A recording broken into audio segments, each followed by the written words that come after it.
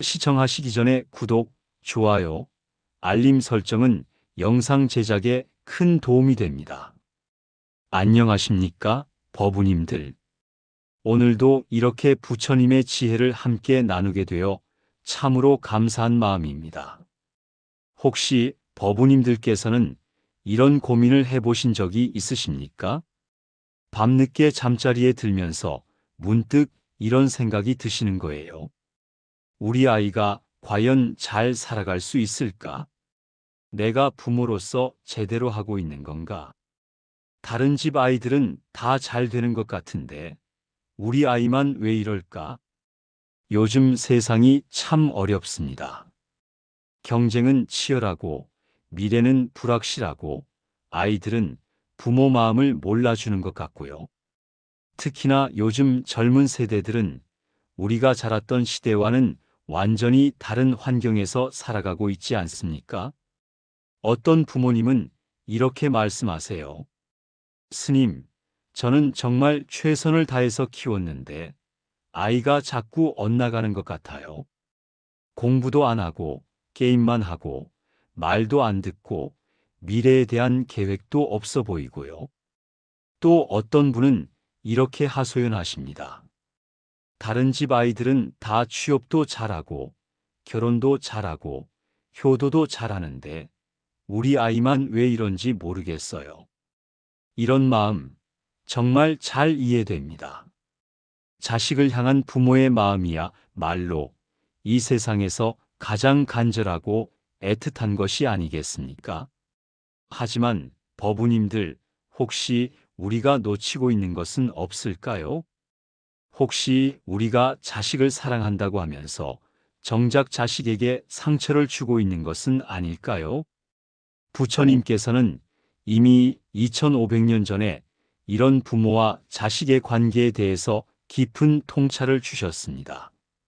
오늘 이 시간에는 부처님의 가르침을 통해서 자식이 정말로 잘 풀리기를 원한다면 부모가 반드시 기억해야 할 4가지 지혜에 대해서 말씀드리고자 합니다.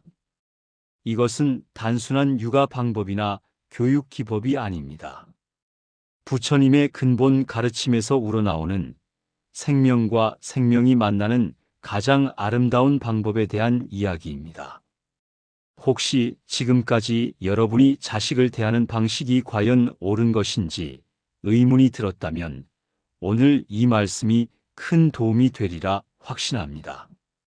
부처님께서 직접 경험하시고 깨달으신 지혜이기 때문입니다.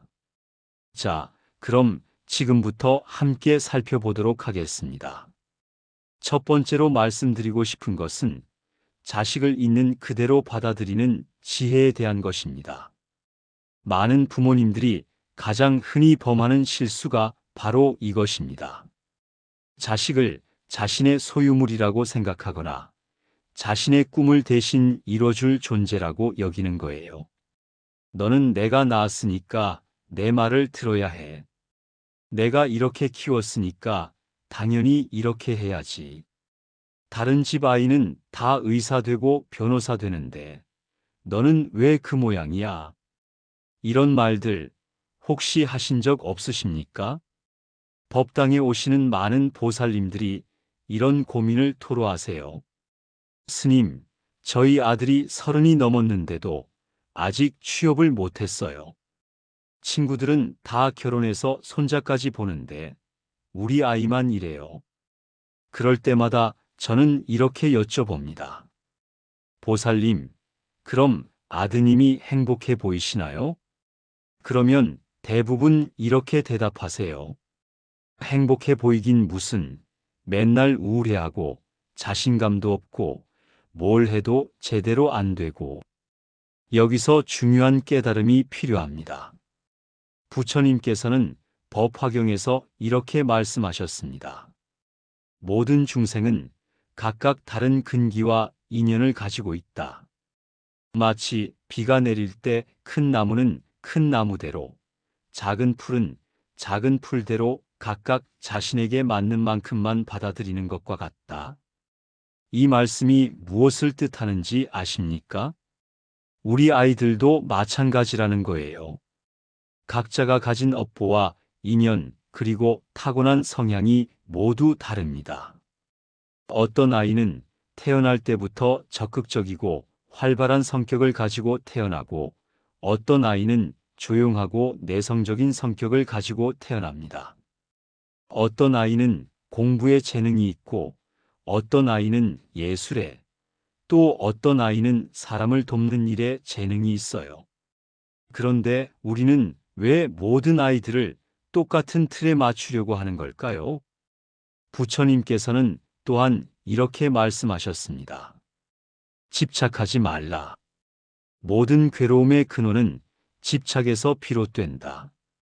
자식에 대한 우리의 기대와 바람, 그것 자체가 집착이 될 수 있다는 거예요.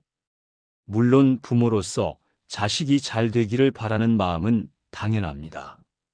하지만 그 마음이 지나쳐서 아이의 본래 성품을 부정하고 아이가 원하지 않는 길을 강요한다면 그것은 사랑이 아니라 집착입니다. 실제로 상담을 받아보면 이런 경우가 정말 많아요. 부모는 자식을 위해서 한다고 하는데 정작 자식은 부모 때문에 괴로워하는 거예요. 부모는 내가 잘 되라고 하는 말인데 왜 못 알아듣냐고 하고 자식은 나를 이해해 주지 않는다며 마음의 문을 닫아버리는 거죠. 그럼 어떻게 해야 할까요? 부처님께서 가르쳐 주신 방법이 있습니다. 바로 무조건적 사랑입니다.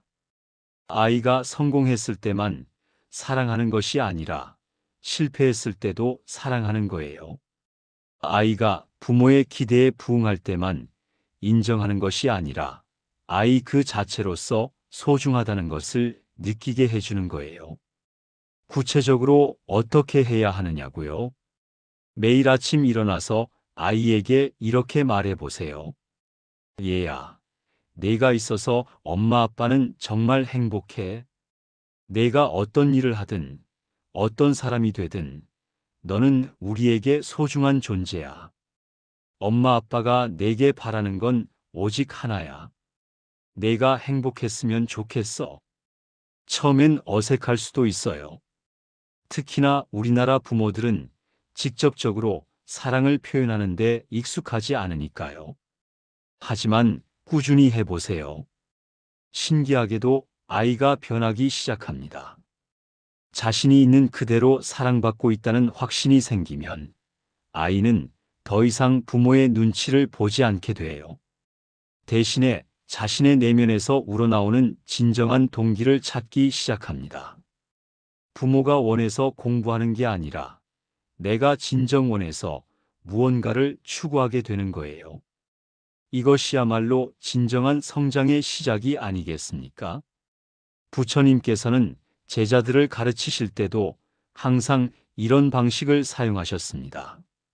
안한존자는 기억력이 뛰어났고 사리불존자는 지혜가 뛰어났고 목걸련존자는 신통력이 뛰어났어요.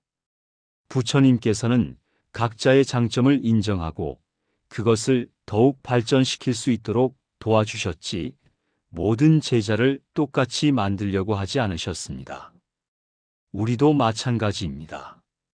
우리 아이가 가진 고유한 장점과 재능을 발견하고 그것을 인정해주고 격려해주는 것이야말로 진정한 부모의 역할이 아닐까요?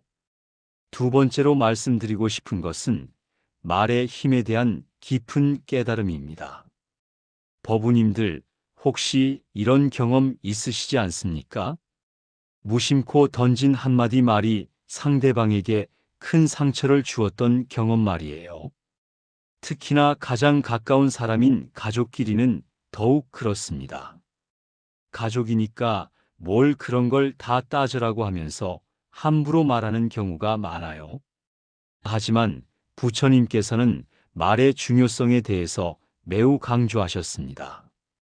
법구경에서 이렇게 말씀하셨어요.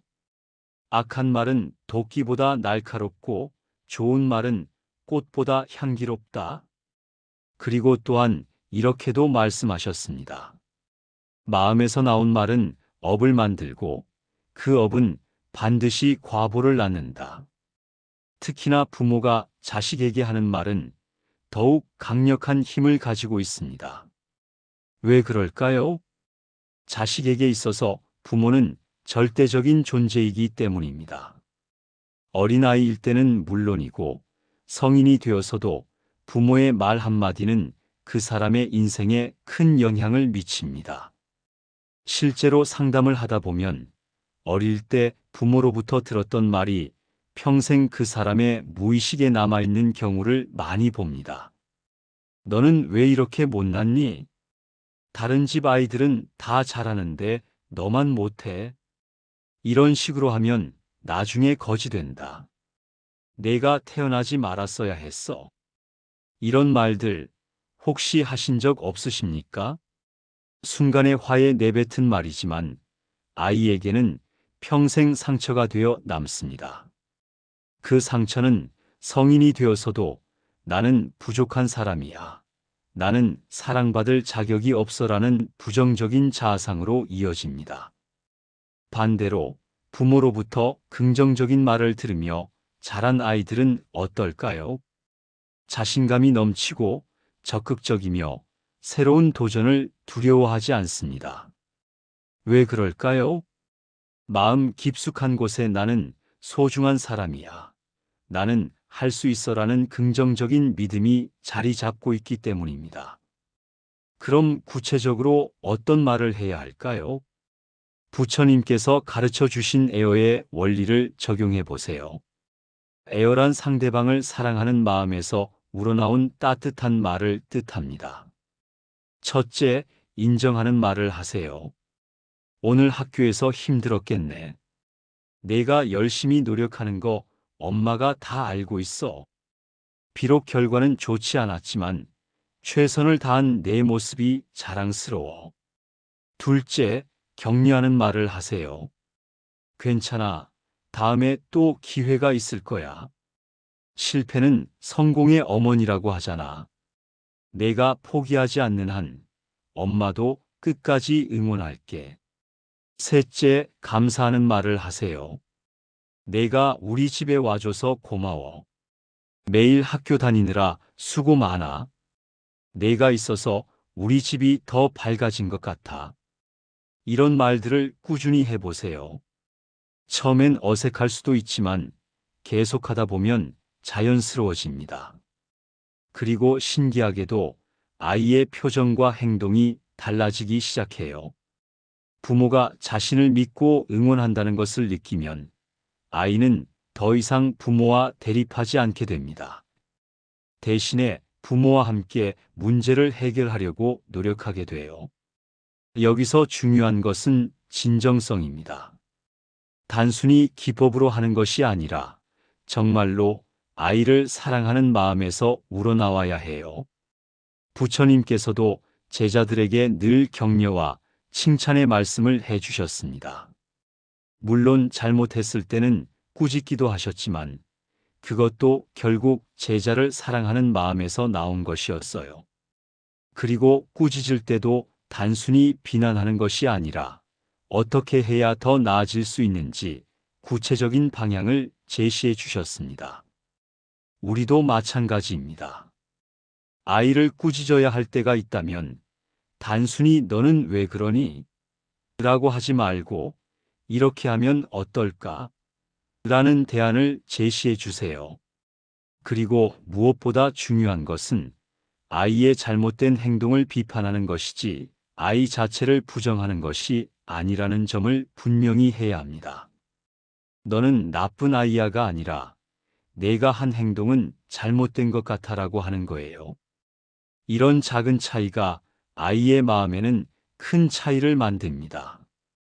또한 매일 밤 잠자리에 들기 전에 하루 동안 아이에게 했던 말들을 되돌아보는 시간을 가져보세요. 혹시 상처가 될 만한 말을 하지 않았는지, 혹시 아이의 마음을 헤아리지 못한 말을 하지 않았는지 반성해 보는 거예요. 그리고 만약 잘못했다는 생각이 든다면 다음날 아이에게 솔직하게 사과하세요. 어제 엄마가 화나서 심한 말을 했구나. 미안해. 부모라고 해서 항상 옳은 건 아니야. 엄마도 배워가는 중이야. 이런 솔직한 모습을 보이면 아이는 부모를 더욱 신뢰하게 됩니다. 부모도 완벽하지 않다는 것을 인정하는 것, 그리고 잘못했을 때는 사과할 줄 아는 것, 이것이야말로 아이에게 줄 수 있는 가장 큰 가르침이 아닐까요? 세 번째로 말씀드리고 싶은 것은 아이의 마음을 여는 진정한 소통의 지혜입니다. 많은 부모님들이 하시는 고민이 바로 이것입니다. 스님, 우리 아이가 말을 안 해요. 학교에서 무슨 일이 있었는지, 친구들과는 어떻게 지내는지, 뭘 생각하고 사는지 전혀 모르겠어요. 물어보면 별일 없어, 괜찮아, 몰라 이런 말만 해요. 이런 이야기 정말 많이 들어봅니다. 그런데 여기서 중요한 질문을 해봐야 합니다. 과연 우리가 아이의 말을 들을 준비가 되어 있을까요? 아이가 진심을 털어놓았을 때 우리는 그것을 진정으로 이해하고 받아들일 수 있을까요? 부처님께서는 제자들과 대화하실 때 항상 이런 자세를 보여주셨습니다. 먼저 듣고 이해하고 그 다음에 말씀하셨어요. 그리고 절대 성급하게 판단하거나 비난하지 않으셨습니다. 화엄경에서는 이런 말씀이 있습니다. 진정한 지혜는 상대방의 마음을 헤아리는 데서 시작된다. 아이와의 소통도 마찬가지입니다. 아이의 마음을 먼저 헤아려야 해요. 그런데 우리는 어떻게 하고 있나요? 아이가 뭔가 말하려고 하면 벌써부터 그게 뭐가 중요해, 공부나 해, 그런 걸로 시간 낭비하지 마, 이런 식으로 차단해 버리는 경우가 많지 않습니까? 특히나 요즘 아이들의 관심사는 우리 세대와 많이 다릅니다. 게임, 유튜브, 아이돌, SNS 등등. 우리 입장에서는 이해하기 어려운 것들이죠.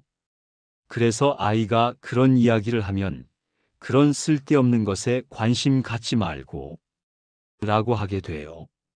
하지만 그 순간 아이의 마음은 닫혀버립니다. 어차피 부모는 내 이야기를 이해하지 못해라고 생각하게 되는 거예요. 그럼 어떻게 해야 할까요? 첫째, 진정한 관심을 보여주세요. 아이가 관심 있어 하는 것이 우리 눈에는 하찮아 보일 수도 있지만 아이에게는 중요한 것입니다. 요즘 무슨 게임을 하니? 그 게임은 어떤 재미가 있어? 내가 좋아하는 가수는 어떤 사람이야? 이런 식으로 진짜 궁금해하는 마음으로 물어보세요. 둘째, 판단하지 말고 들어주세요. 아이가 뭔가 이야기를 할 때 바로 그건 안 돼, 그건 좋지 않아라고 하지 마세요. 일단 끝까지 들어주세요. 그리고 그랬구나, 힘들었겠네, 재미있겠다, 이런 식으로 공감부터 해주세요. 셋째, 아이의 감정을 인정해 주세요. 내가 그렇게 생각하는구나. 그럴 만도 하겠다. 내 마음을 이해할 것 같아. 이런 말들이 아이의 마음을 열어줍니다. 넷째, 질문을 통해 아이 스스로 생각하게 도와주세요. 부모가 일방적으로 답을 주는 것보다는 아이가 스스로 답을 찾을 수 있도록 도와주는 것이 더 효과적입니다. 너는 어떻게 생각해? 만약 내가 그 친구라면 어떻게 했을 것 같아? 이 문제를 해결하려면 어떤 방법이 있을까? 이런 질문들을 통해서 아이의 사고력도 기를 수 있고 동시에 아이가 자신의 생각을 정리할 수 있게 도와줄 수 있어요. 다섯째, 정기적인 대화 시간을 만들어 보세요. 바쁜 일상 속에서 아이와 깊은 대화를 나눌 시간이 부족한 경우가 많아요. 그래서 의도적으로 대화 시간을 만들어야 합니다. 예를 들어 매주 토요일 저녁에는 가족 대화 시간을 갖는다든지 매일 밤 잠자리에 들기 전에 10분 정도 아이와 이야기하는 시간을 갖는다든지 말이에요. 이때 중요한 것은 스마트폰은 꺼두고 아이에게만 집중하는 것입니다. 여섯째, 아이의 비밀을 존중해 주세요. 아이가 모든 것을 다 털어놓지 않는다고 해서 서운해하거나 억지로 캐묻지 마세요. 아이에게도 프라이버시가 필요합니다. 대신에 내가 힘들 때는 언제든지 엄마 아빠에게 와도 되라는 메시지를 꾸준히 전달해 주세요. 이렇게 하다 보면 시간이 지나면서 아이가 조금씩 마음을 열기 시작할 거예요. 물론 하루아침에 바뀌지는 않을 거예요. 특히 그동안 소통이 잘 안 되었던 경우라면 더욱 그렇겠죠. 하지만 포기하지 마세요. 부처님께서도 제자들의 마음을 얻기까지는 긴 시간이 걸렸습니다.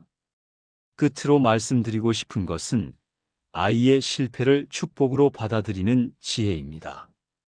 이것이 가장 어려우면서도 가장 중요한 부분일 거예요. 우리는 보통 자식의 성공만을 바라지 실패는 바라지 않잖아요. 아이가 시험에서 좋은 성적을 받으면 기뻐하지만 성적이 나쁘면 실망하고 화를 내죠. 아이가 좋은 대학에 합격하면 자랑스러워하지만 실패하면 창피하게 여기고요. 하지만 부처님께서는 이런 이분법적 사고에서 벗어나라고 하셨습니다. 반야심경에서 색즉시공 공즉시색이라고 하셨는데 이는 성공과 실패, 기쁨과 슬픔이 모두 하나의 과정이라는 뜻입니다. 실제로 많은 성공한 사람들의 이야기를 들어보면 어릴 때의 실패 경험이 오히려 그들을 더 강하게 만들었다고 합니다. 실패를 통해서 겸손함을 배우고 끈기를 기르고 진정한 목표를 찾게 되었다고 하죠. 그런 측면에서 보면 실패도 하나의 선물이 될 수 있는 거예요. 물론 아이가 실패했을 때 부모의 마음이 편할 리는 없어요. 하지만 그럴 때일수록 더 큰 그림을 봐야 합니다. 이 실패가 우리 아이에게 어떤 의미가 될 것인지, 이 경험을 통해서 아이가 무엇을 배울 수 있을지 생각해 봐야 해요.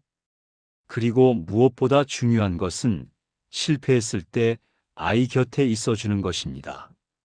성공했을 때는 누구나 축하해 주지만 실패했을 때 곁에 있어주는 사람은 많지 않아요.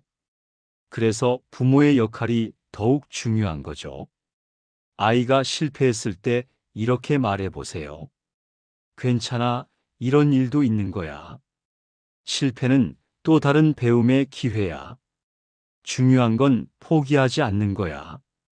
엄마 아빠는 성공했을 때나 실패했을 때나 항상 내 편이야. 이런 말들이 아이에게 큰 힘이 됩니다. 실패를 두려워하지 않고 새로운 도전을 할 수 있는 용기를 주는 거예요. 그리고 한 가지 더 중요한 것은 부모 자신의 실패 경험도 아이와 나누는 것입니다. 엄마도 내 나이 때 이런 실패를 한 적이 있어. 그때는 정말 힘들었지만 지금 생각해보니 그 경험이 나를 성장시켜 주었어. 이런 이야기를 들으면 아이는 자신만 실패하는 게 아니라는 걸 알게 되고 더 나아가 실패도 인생의 자연스러운 과정이라는 것을 받아들이게 됩니다. 부처님께서도 깨달음을 얻기까지 수많은 시행착오를 겪으셨습니다. 6년 동안 극심한 고행을 하셨지만 결국 그것만으로는 깨달음을 얻을 수 없다는 것을 깨달으셨죠. 그래서 중도의 길을 찾으셨고 그것이 결국 진정한 깨달음으로 이어졌습니다. 만약 부처님께서 고행의 실패를 두려워하고 포기하셨다면 어떻게 되었을까요? 우리는 지금 부처님의 가르침을 들을 수 없었을 거예요. 우리 아이들도 마찬가지입니다. 지금의 실패가 결국 더 큰 성공으로 이어질 수 있어요. 중요한 것은 그 과정에서 포기하지 않도록 옆에서 응원해 주는 것입니다. 그리고 마지막으로 부모 자신이 먼저 변해야 한다는 점을 말씀드리고 싶습니다. 아이를 변화시키려고 하기 전에 부모인 우리가 먼저 변해야 해요. 부처님께서는 자기 자신을 바르게 인도하지 못하는 자가 어떻게 남을 바르게 인도할 수 있겠는가라고 말씀하셨습니다. 우리가 아이에게 하는 모든 말과 행동은 결국 우리 자신의 모습을 반영하는 거예요. 만약 우리가 항상 불안하고 걱정만 한다면 아이도 그런 모습을 담게 될 거예요. 반대로 우리가 평온하고 자신감 있는 모습을 보인다면 아이도 그런 에너지를 받게 될 거고요. 그래서 무엇보다 중요한 것은 부모인 우리가 먼저 부처님의 가르침에 따라 살아가는 것입니다. 매일 아침 일어나서 부처님께 예배를 드리고 감사한 마음으로 하루를 시작하세요. 어려운 일이 생겼을 때도 원망하거나 화내지 말고 부처님의 지혜로 문제를 바라보려고 노력하세요. 그리고 무엇보다 자기 자신을 사랑하고 존중하는 모습을 보여주세요. 부모가 자신을 사랑하지 않으면서 어떻게 아이를 진정으로 사랑할 수 있겠어요? 이제 정리해 보겠습니다. 자식이 잘 풀리기를 원한다면 부모가 반드시 기억해야 할 4가지가 있습니다. 첫째, 자식을 있는 그대로 받아들이는 것입니다. 우리의 기대나 바람보다는 아이의 본래 모습을 인정하고 사랑해 주는 것이죠. 둘째, 긍정적인 말에 힘을 믿고 실천하는 것입니다. 매일 아이에게 사랑과 격려의 말을 전해주세요. 셋째, 진정한 소통을 통해 아이의 마음을 여는 것입니다. 아이의 이야기를 끝까지 들어주고 공감해주고 이해해주세요. 넷째, 실패조차 축복으로 받아들이는 지혜를 갖는 것입니다. 성공할 때나 실패할 때나 변함없이 아이 곁에 있어 주세요. 이 4가지를 꾸준히 실천하신다면 분명히 변화가 일어날 거예요. 아이는 부모의 진정한 사랑을 느끼게 되고 자신감을 갖게 되고 더 나아가 자신의 꿈을 향해 나아갈 용기를 얻게 될 거예요. 물론 하루아침에 되는 일은 아닙니다. 부처님도 말씀하셨듯이 모든 변화에는 시간이 필요해요. 하지만 포기하지 마시고 꾸준히 노력해 보세요. 부처님의 가르침은 결코 우리를 실망시키지 않으십니다. 오늘 이 말씀이 법우님들에게 조금이나마 도움이 되었기를 바랍니다. 여러분의 자녀들이 모두 건강하고 행복하게 성장할 수 있기를 진심으로 기원합니다. 부처님의 자비로운 가피가 여러분 가정에 늘 함께 하시기를 빕니다. 이 공덕으로 모든 중생이 고통에서 벗어나 진정한 행복을 누리기를 회양합니다. 나무 아미타불 관세음보살 감사합니다.